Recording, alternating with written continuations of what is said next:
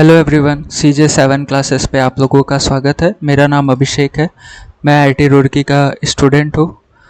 मेरा जो lecture series था टेक्सटाइल फाइबर के लिए, आज हम लोग उसके लेक्चर नंबर 5 पे हैं। तो जो हमारा लेक्चर 5 है उसका टॉपिक है डिटर्मिनेंट। तो चलिए स्टार्ट करते हैं। तो पहले डिटर्मिनेंट की डेफिनेशन देख लेते हैं। तो इसकी definition to every square matrix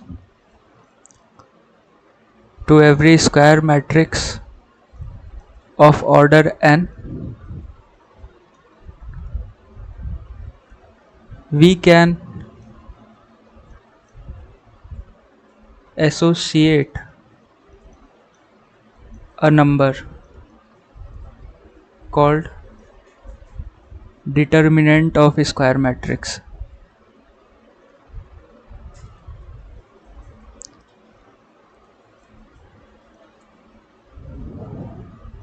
इसका मतलब कि जो स्क्वायर मैट्रिक्स है हम उसको एक नंबर से एसोसिएट कर सकते हैं, उसी को हम लोग कहते हैं डिटर्मिनेंट। डिटर्मिनेंट जैसे कोई हमारी मैट्रिक्स ए है, तो जो डिटर्मिनेंट का नोटेशन होता है वो क्या है वो देख लेते हैं पहले। तो हम डिटर्मिनेंट को नोटेशन देंगे ऐसे, या तो हम ऐसे। ये दो तरीके हैं नोटेशन डिटर्मिनेंट को लिखने के। तो अगर हम इस ए मैट्रिक्स को, ये 2x2 है तो ये की स्क्वायर मैट्रिक्स है, इसको हम किसी नंबर के साथ एसोसिएट कर सकते हैं तो वही इसका डिटर्मिनेंट हो जाएगा। तो हम बात करें अगर ए डिटर्मिनेंट ऑफ ए, इसको हम लोग ऐसे भी लिख सकते हैं। तो ये हो गया। अब चलिए सॉल्व करके देखते हैं 2x2 ऑर्डर का डिटर्मिनेंट कैसे सॉल्व होता है। तो आपको 8 का 1 में मल्टीप्लाई करना है, फिर ये क्रॉस मल्टीप्लिकेशन 3 का 2 में करना है, लेकिन माइनस साइन के साथ लिखना है। तो हो गया आंसर 2। तो डिटर्मिनेंट ऑफ ए क्या हो गया, वो हो गया हमारा 2। आशा करता हूँ यहाँ तक समझ आया होगा। अब हम लोग बढ़ते हैं ऑर्डर 3x3 का डिटर्मिनेंट निकालना सीखते हैं कैसे 3x3 ऑर्डर का डिटर्मिनेंट निकलता है। तो सबसे पहले एक हम मैट्रिक्स जनरल ले लेते हैं।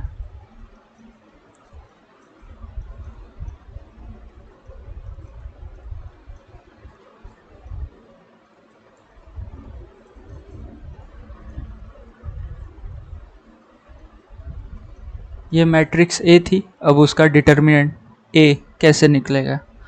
तो सबसे पहले डिटर्मिनेंट ऑफ ए निकालने के लिए 3x3 मैट्रिक्स का हम करते क्या है,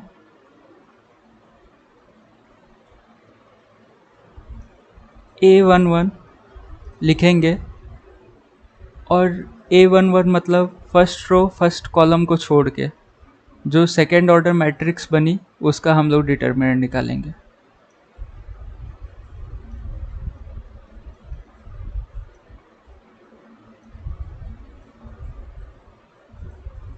इसके आगे A11 के पॉजिटिव साइन रहेगा, यहाँ नेगेटिव ये पॉजिटिव, मतलब अल्टरनेट। अब हम A12 लिखेंगे तो negative sign A12, first row second column को छोड़ के जो डिटर्मिनेंट बना तो क्या बना,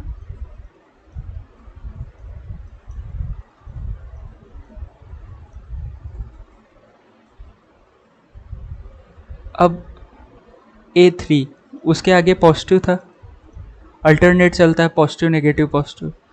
तो फर्स्ट रो थर्ड कॉलम को छोड़ के क्या बचा,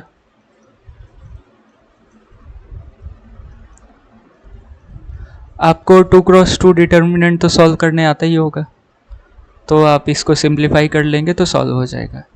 एक एग्जांपल से हम लोग समझने की कोशिश करते हैं, डिटर्मिनेंट निकाल के देखते हैं।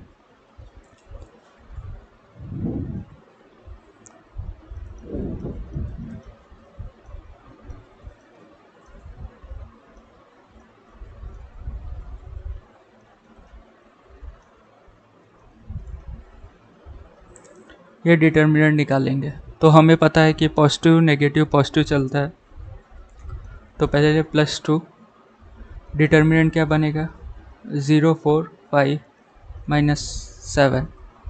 हम किए क्या, ये और ये छोड़ दिए 2 को, जब 2 के करस्पॉन्डिंग निकाल रहे थे। अभी माइनस टाइम -3, तो ये फर्स्ट रो सेकेंड कॉलम बचा क्या 6 1 4 -7 +5,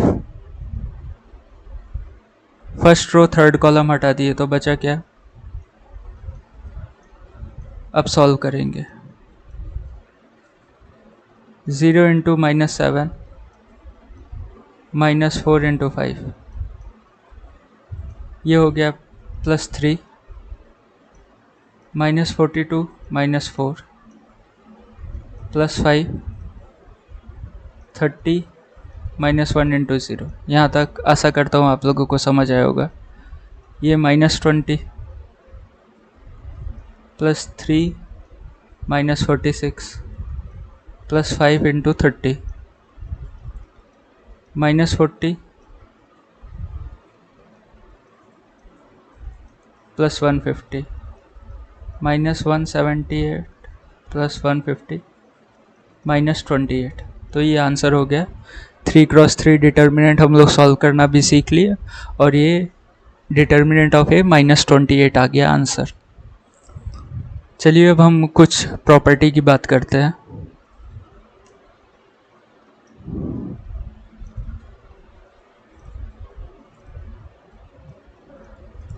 डिटर्मिनेंट में एक खास बात यह है कि हम देख सकते हैं, हम डिटर्मिनेंट को किसी भी रो के अलोंग एक्सपेंड कर सकते हैं, किसी भी कॉलम के अलोंग एक्सपेंड कर सकते हैं, वो छूट है डिटर्मिनेंट में आपको।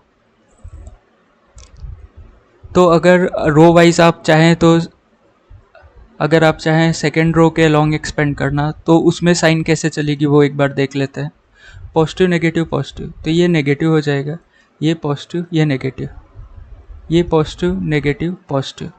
अगर आप सेकेंड रो के अलोंग एक्सपेंड कर रहे हैं तो ऐसे इस साइन के थ्रू खुलेगा। इसका मतलब आप देख सकते हैं कि i + j, अगर i + j ऑड आया तो माइनस से खुलेगा डिटर्मिनेंट, अगर ये इवन आया तो प्लस से। जैसे ये a11 था तो -1 के पावर 2 मतलब 1, इसलिए ये पॉजिटिव खुला, समझ आया। a12 -1 के पावर 3 तो नेगेटिव, इसलिए ये नेगेटिव हुआ। a13 -1 के पावर 4 तो ये पॉजिटिव, इसलिए ये पॉजिटिव हुआ। ये आशा करता हूँ आप लोगों को पॉजिटिव नेगेटिव पॉजिटिव ये कैसे आ रहा है ये समझ आया होगा। आप इसको नोट कर सकते हैं। प्रॉपर्टीज में बात करें, first property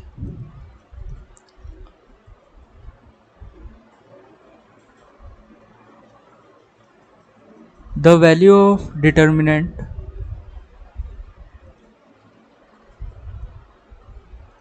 remain unchanged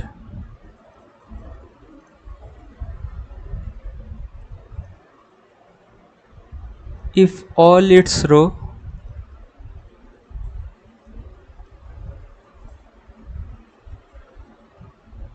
and column are interchanged। अगर एक मैट्रिक्स दी है, उसके हम सभी रो को कॉलम में कन्वर्ट कर दे या सभी कॉलम को रो में कन्वर्ट कर दे, तो हमारा उसका जो डिटर्मिनेंट की वैल्यू है सेम आएगी। इसका मतलब ये कह रहा है कि आप डिटर्मिनेंट ऑफ ए निकालिए, वो बराबर होगा डिटर्मिनेंट ऑफ ए ट्रांसपोज के।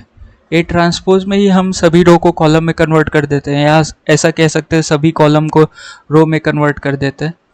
तो ये फर्स्ट, आप इसका एक कोई एग्जांपल करके देखिएगा आता है कि नहीं।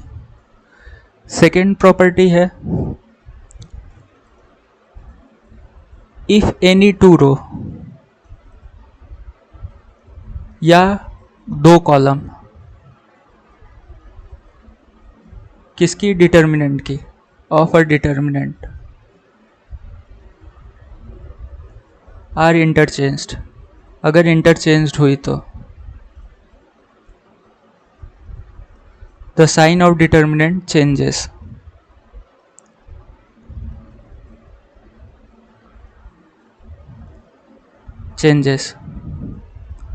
एक एग्जाम्पल से समझते हैं। जो हमने ऊपर एक एग्जाम्पल लिया था जिसका डिटर्मिनेंट -28 है, वही मैं एग्जाम्पल लिख रहा हूँ, देखिएगा।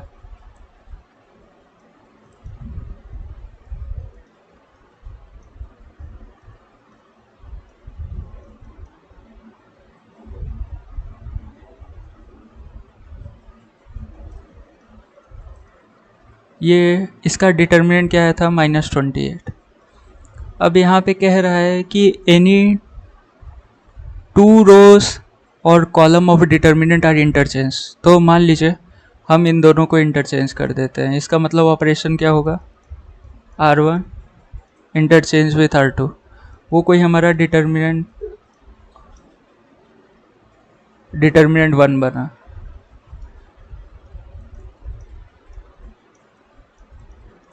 तो चलिए ये डिटर्मिनेंट को ओपन करके देखते हैं।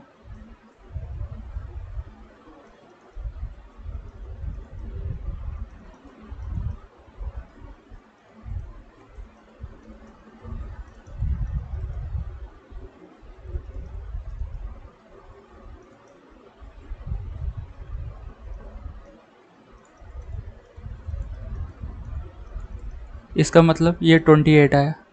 तो समझ आया कि डिटर्मिनेंट का साइन चेंज हो गया। पहले -28 आ रहा था, अब +28 आ रहा है, तो साइन चेंज हो गया। इसका मतलब ये हम लिख सकते हैं। ठीक है, आशा करता हूँ ये समझ आया होगा। हम लोग थर्ड रूल के तरफ बढ़ते हैं। प्रॉपर्टी थर्ड है, इफ एनी 2 रोज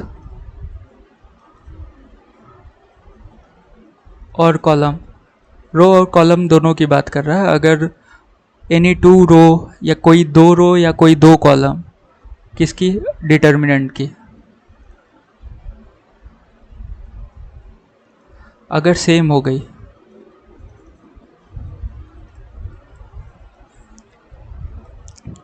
तब डिटर्मिनेंट की वैल्यू 0 हो जाती है।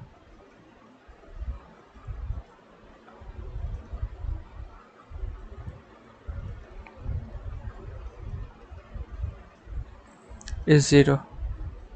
चलिए एक एग्जांपल हम लोग करके देखते हैं।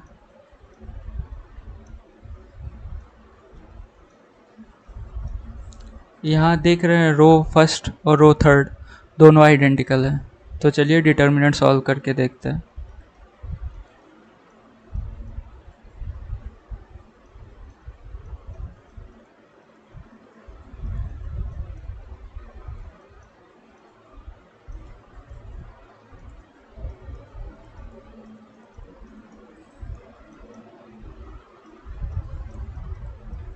यहाँ पे देख रहे थे रो 1 और रो 1 सिमिलर है एकदम रो थर्ड के। तो इसलिए इफ़ एनी 2 रो, कोई 2 रो सिमिलर हो गई, आइडेंटिकल हो गई, तो डिटर्मिनेंट की वैल्यू हमेशा 0 आती है।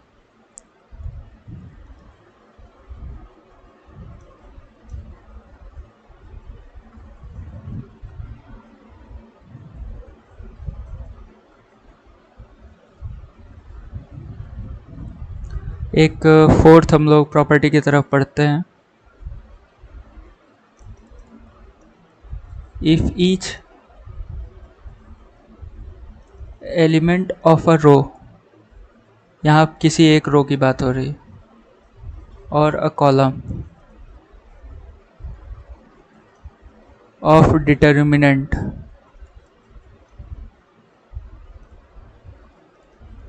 is multiplied by k,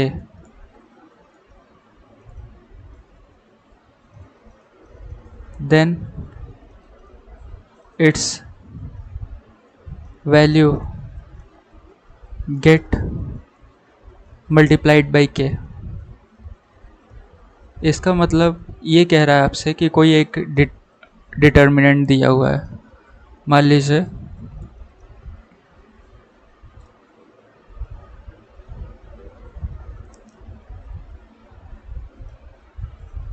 एक डिटर्मिनेंट दिया हुआ है।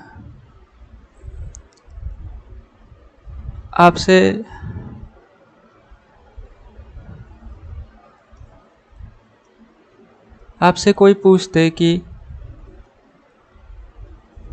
2262 इसका डिटर्मिनेंट क्या होगा, तो पहले इसका डिटर्मिनेंट निकाल के देखते हैं।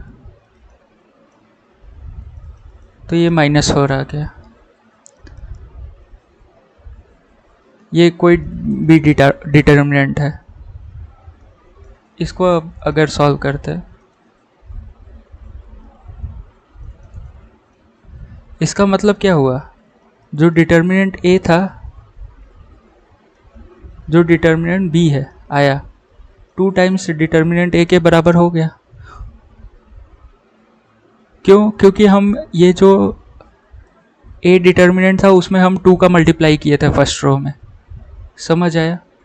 If each element of a row, अगर कोई भी एक रो में किसी के का मल्टीप्लाई हो जाएगा, then it's value get multiplied by K, तो जो डिटर्मिनेंट की वैल्यू आएगी 2 टाइम्स हो जाएगी या के टाइम्स हो जाएगी।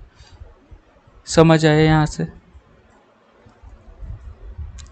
अगर हम कह दें कि इसी डिटर्मिनेंट में हम 3 का मल्टीप्लाई कर दिए फर्स्ट रो में, इसे कोई सी डिटर्मिनेंट कह दिए, तो अभी इसका मतलब 3 टाइम्स क्या हो गया डिटर्मिनेंट ऑफ ए, क्योंकि फर्स्ट रो में ए के 3 मल्टीप्लाइड था, तो इसलिए 3 टाइम्स डिटर्मिनेंट ऑफ ए हो गया। इन जनरल बात करें हम, अगर कोई डिटर्मिनेंट है के टाइम्स, अगर हम के मल्टीप्लाई कर रहे हैं इस डिटर्मिनेंट में, तो जो नई डिटर्मिनेंट बनेगी वो के टाइम्स ओल्ड डिटर्मिनेंट हो जाएगा। तो एक इसका बेनिफिट भी है कि हम किसी भी डिटर्मिनेंट में से कुछ कॉमन ले सकते हैं। अगर हमें यूज़ पड़ा तो हम कॉमन भी ले सकते हैं। जैसे डिटर्मिनेंट बी था, तो इसको हम क्या किए, एक रो में 2 मल्टीप्लाइड है, तो आप 2 बाहर ले सकते हैं, तो अभी क्या बन गया 1 1 6 2। हम चाहेंगे तो सेकेंड रो में से भी 2 कॉमन ले सकते हैं, तो इसका मतलब अब हम चाहे तो डिटर्मिनेंट सॉल्व कर लेते हैं।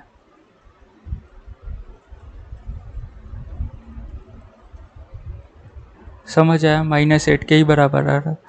तो इसका रूल नंबर जो 4th है या प्रॉपर्टी 4th है, ये हम लोग को कॉमन लेने में भी मदद कर रही है। किसी डिटर्मिनेंट में से, किसी पर्टिकुलर रो में से हम या किसी पर्टिकुलर कॉलम में से हम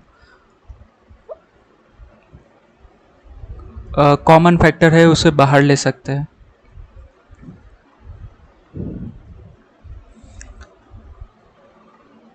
एक हम लोग 5th प्रॉपर्टी पढ़ लेते हैं। अगर हम ये ट्रांसफॉर्मेशन कर रहे हैं, अगर किसी डिटर्मिनेंट में ये ट्रांसफॉर्मेशन किए, तो value of determinant do not change.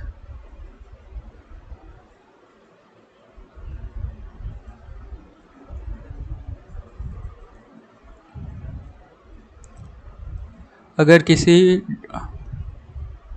Determinant में हम ये ट्रांसफॉर्मेशन यूज़ किए, या हम कॉलम में भी ऐसे ही यूज़ कर सकते हैं, तो उस डिटर्मिनेंट की वैल्यू चेंज नहीं होगी।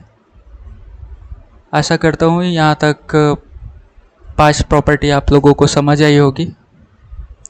अब हम बात करते हैं माइनर एंड कोफैक्टर।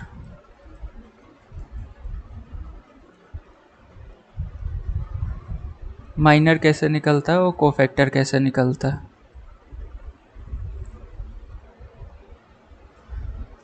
तो जो माइनर निकालने का क्या तरीका है, नोटेशन क्या है, माइनर को डिनोट कैसे करते हैं। तो माइनर को कैपिटल M I J से डिनोट करते हैं।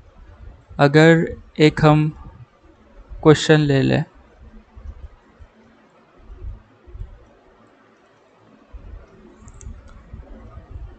हमें पूछ दिया जाए कि माइनर 1 1 बताओ, तो हमें करना क्या है, फर्स्ट रो फर्स्ट कॉलम को ढक के जो डिटर्मिनेंट बचा,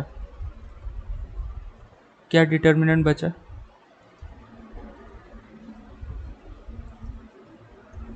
5, 6, 8, 9। 2 क्रॉस 2 का डिटर्मिनेंट बचा, उसी की वैल्यू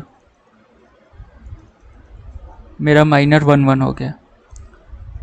माइनर 1 2 आपसे कोई बोले तो फर्स्ट रो सेकेंड कॉलम को छोड़ के क्या बचा, उसका डिटर्मिनेंट वैल्यू ही माइनर 1 2 कहलाएगा।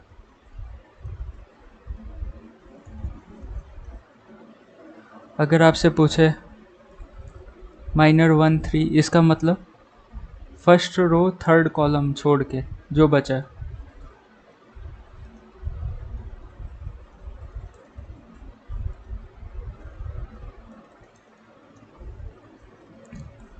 ऐसे हम सारी माइनर निकाल लेते हैं। 2 1 मतलब second row first column,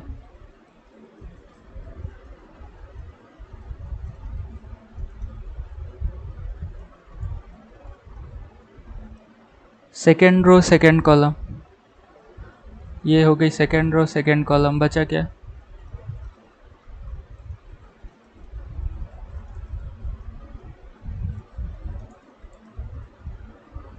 second row third column, second row third column,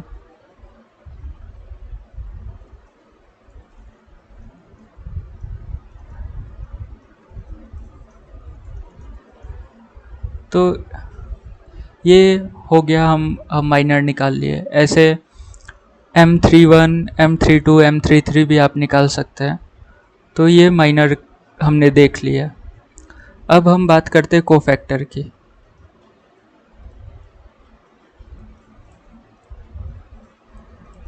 तो इसे कहते हैं माइनर विथ साइन। कोफैक्टर का मतलब होता है माइनर विथ साइन। अगर हम माइनर को साइन के साथ लिखें तो वो कोफैक्टर में कन्वर्ट हो जाएगी। और कोफैक्टर का नोटेशन क्या होता है, उसे हम कैपिटल AIJ से डिनोट करते हैं।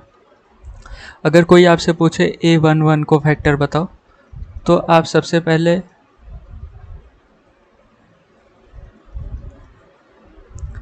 इसका मतलब जो माइनर का नोटेशन है वो ए है, ये है। तो अगर आपसे पूछे A11 तो इसमें कन्वर्ट करेंगे तो ये आया। इसका मतलब ये हो गया। तो हम सीधा सीधा कह सकते हैं कि अगर हमको इसकी वैल्यू ऑड मिली तो हमें माइनर के पहले नेगेटिव साइन लगा के रखना है। अगर ये हमारा इवन मिला तो हमें एज इट इज़ लिख देना है माइनर को। समझ आया?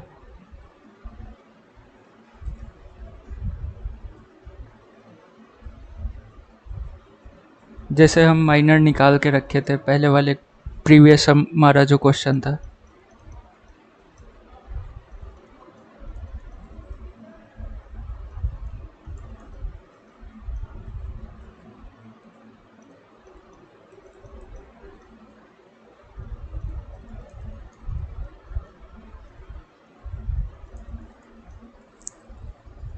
तो अगर आपसे पूछे A11 बताओ, तो 1 + 1 2 होगा, तो डायरेक्ट M11 के बराबर, क्योंकि इवन है तो डायरेक्ट माइनर के बराबर हो जाता है।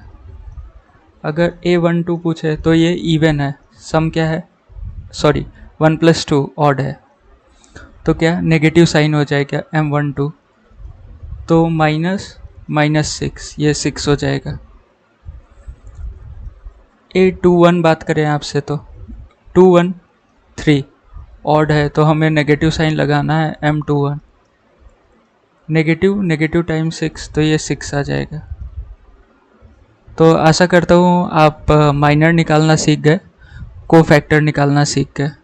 अब हम बात करेंगे, तो ये हमारा 5th लेक्चर का ये दूसरा टॉपिक था। अभी हमारा 5th लेक्चर का हम तीसरे टॉपिक पे पहुंच गए।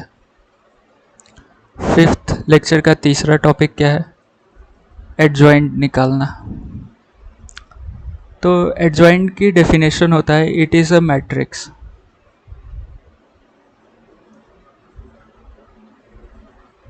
formed by transpose of matrix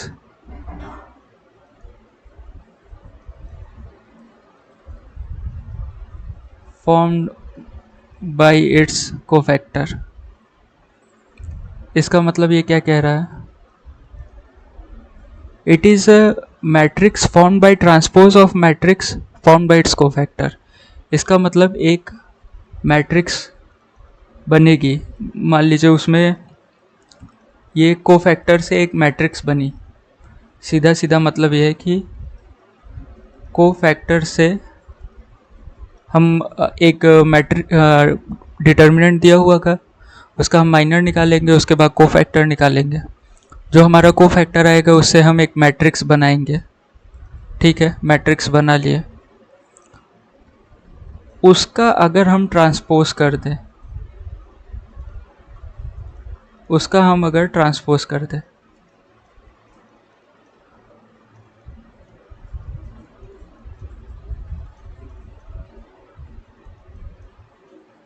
तो हमारा क्या निकल जाएगा?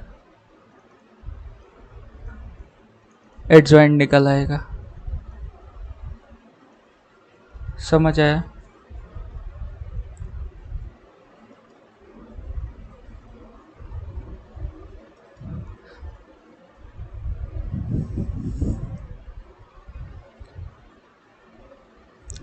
जो हमारा प्रीवियस क्वेश्चन था उसमें जो हमारी कोफैक्टर की मैट्रिक्स बनी वो ये थी।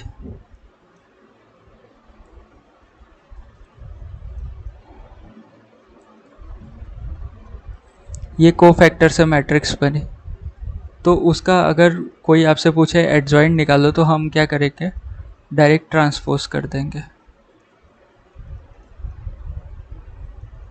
सबसे पहले हम मैट्रिक्स बनाएंगे कोफैक्टर से। कोफैक्टर निकालना सिखा दिया था, तो कोफैक्टर से मैट्रिक्स बनाएंगे। मतलब जो A11 है तो उसको फर्स्ट रो फर्स्ट कॉलम में लिख देंगे, A12 first row second column, A13 first row third column. ऐसे हम एक मैट्रिक्स बनाएंगे, किससे? कोफैक्टर से। फिर उस कोफैक्टर से बनी हुई मैट्रिक्स का हम ट्रांसपोज कर देंगे, तो वो हमारा क्या हो जाएगा? एडजॉइंट हो जाएगा। आशा करता हूँ यहाँ तक आप लोगों को समझ आया होगा। अब हम लोग अपना फोर्थ जो टॉपिक बात करते हैं, इन्वर्स।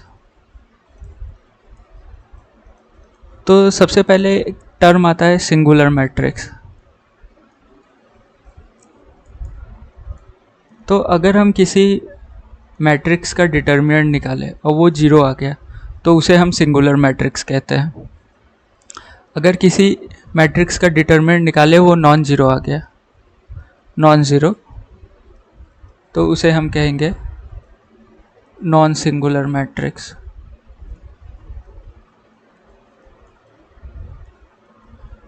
ठीक है, इतना आप लोगों को समझ आया? हमारा जो इन्वर्स निकलता है वो नॉन सिंगुलर मैट्रिक्स का ही इन्वर्स निकलता है। ओनली एक पॉइंट नोट लगा के, only non singular matrix have inverse. केवल नॉन सिंगुलर मैट्रिक्स का ही इन्वर्स निकलता है। तो इन्वर्स का फॉर्मूला क्या हो गया? A inverse adjoint of A divide by determinant of A. हमने डिटर्मिनेंट निकालना सीख लिया था, एडजॉइंट भी निकालना सीख लिया। ऊपर कैसे? कोफैक्टर से मैट्रिक्स बनाएंगे, उसका ट्रांसपोज ले लेंगे, वो एडजॉइंट हो जाएगा। उसके डिटर्मिनेंट से डिवाइड कर देंगे तो वो ए इन्वर्स हो जाएगा।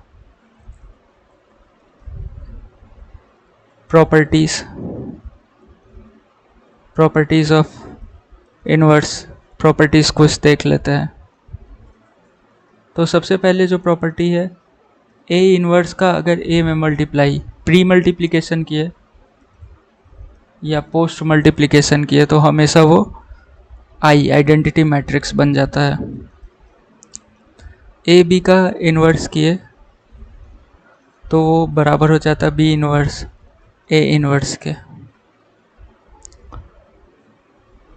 थर्ड, चलिए आपको ऑर्डर एक मैट्रिक्स का है 2x2, तो उसका एक सिंपल मेथड देखते हैं कि कैसे हम उसका डिटर्मिनेंट निकाल पाएंगे, फिर ए इन्वर्स कैसे निकाल पाते हैं। तो एक मैट्रिक्स दे दी, मान लीजिए ए बी सी डी, तो बोल दिया इसका ए इन्वर्स निकालिए। तो इसका मैं एक शॉर्टकट तरीका आपको बताता हूँ कैसे। तो सबसे पहले आप इसका डिटर्मिनेंट निकाल लीजिए, ये हो गया डिटर्मिनेंट। और ए इन्वर्स क्या होता है, adjoint of A upon determinant of A, वो ए इन्वर्स हो गया। तो एडजॉइंट ऑफ ए निकालने के लिए आप क्या करिए, इधर वालों को इंटरचेंज कीजिए। क्या इंटरचेंज, और इधर वालों को नेगेटिव साइन दे दीजिए इधर वालों को। तो क्या बन गया, इंटरचेंज किया तो D A minus C minus, दिख रहा होगा इधर वालों को आप इंटरचेंज किए हैं और इधर नेगेटिव साइन दे दिए हैं।